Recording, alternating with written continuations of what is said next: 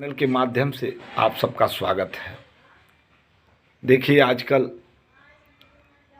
गोस्वामी जैसे महान संत की एक ब्रह्मवाणी रूपी चौपाई पर उथल पुथल मचा हुआ है। जो राम रूपी ब्रह्म का यह चौपाई विभिन्न हिस्सा है, उस हिस्से को आज गलत ठहराया जा रहा है। किनके द्वारा? जिनके पास यह सांसारिक लौकिक ज्ञान है, जो सभी विकारों से ग्रसित लोग हैं, वह उन वाणियों को,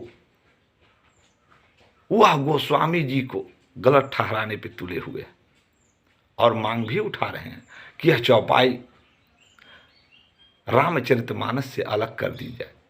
यह छोटा भाई आप सबसे करबद्ध प्रार्थना करते हुए इन वाणियों को अलौकिक ज्ञान में समझने के लिए आग्रह कर रहा है, क्योंकि यह सभी वाणियां अलौकिक ज्ञान में लिखी गई हैं। इसको लौकिक ज्ञान से आप नहीं जान सकते।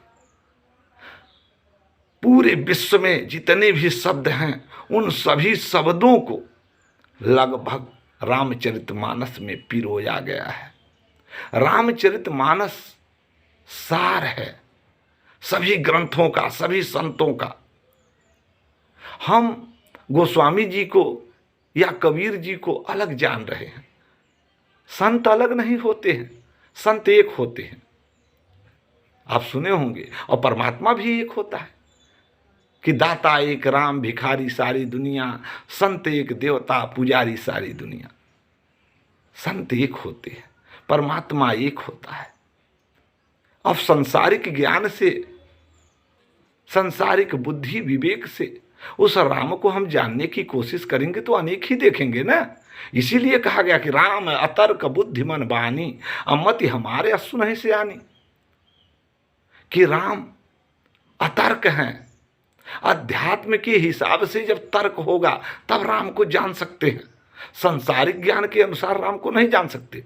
तो जब राम को नहीं जानेंगे तो राम के सारे चरित्र को कैसे जान सकते हैं? राम कि उन वाणियों को कैसे जान सकते हैं?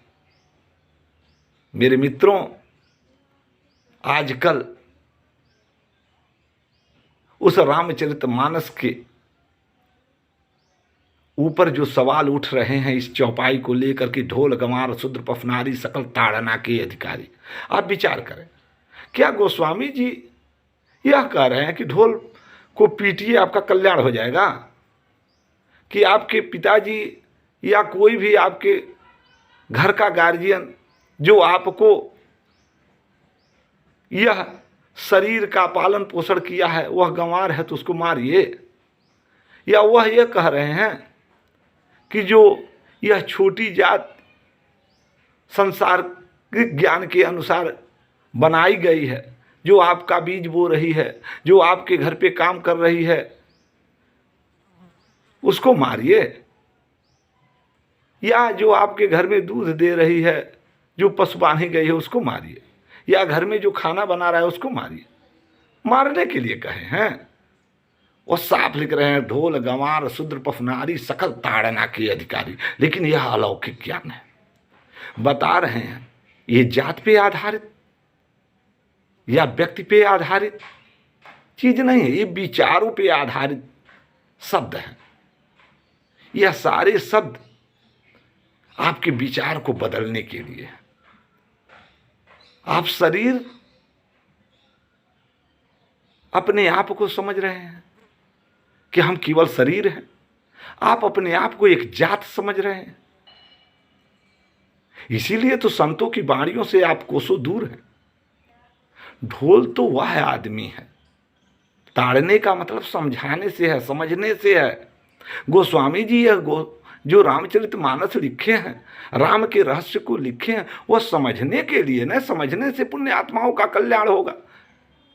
या संतों द्वारा उन वाणियों को पुण्य आत्माओं को समझाने से कल्याण होगा कि मारने पीटने से कल्याण होगा? वाह! और उसी को कुछ संसार में बैठे लोग हवा दे रहे हैं। कोई प्रोफेसर इसको जान पाएगा कि कोई मंत्री जान पाएगा? वो कह रहे हैं कि गावत वेद पुराण अष्टदश छो शास्त्र सब ग्रंथन को रस मुनि जन धन संतन को सर्वस। केवल संत ही जान सकता है, संत की बात कोई संत ही जान सकता है। और संत जो भी बोला है वह अलौकिक ज्ञान में है, और जब संत आएगा तो उसको अलौकिक ज्ञान में ही समझेगा और समझाएगा। अब उसके अंतर्गत